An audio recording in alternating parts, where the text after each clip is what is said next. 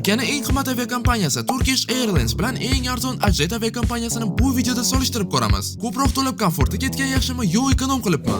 Bu eksperimentimizni tekshirish uchun birinchi bo'lib Istanbuldan Parij shahriga Turkish Airlinesdan aviabilet sotib oldim. Qaytishga esa low cost Ajet aviakompaniyasi bilan keldim. Birinchi bo'lib Turkish Airlinesdan boshlasak, bortga chiqishim bilan hammaga shunday sumkacha tarqatishdi. Eng qizig'i komfortga kelish uchun ichiga uzun noski bilan ko'z yopgich qo'yib qo'yishibdi.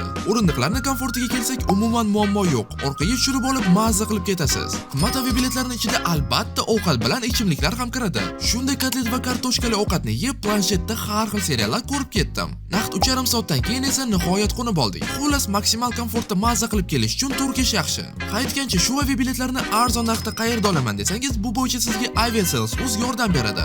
Endi arzon low cost aviakompaniyaga kelsak, bunday aviabiletlarda ko'p narsa narxini ichiga kiritilmagan bo'ladi. Bagajni bo'lak sotib olasiz. Bortdagi ovqat va hattoki suv ham tekin bo'lmaydi. Komfortga keladigan bo'lsak, bu haqida esdan chiqarasiz. Ko'proq o'rindiqlar sig'dirish uchun joylarni tor qilishadi. Agar muhimi ekonom qilish bo'lsa, low cost aviakompaniya ham bo'laveradi. Narxlarni ko'rsatishimdan oldin menga obuna bo'lib qo'yishni unutmang. Narxlar esa sizning ekraningizda.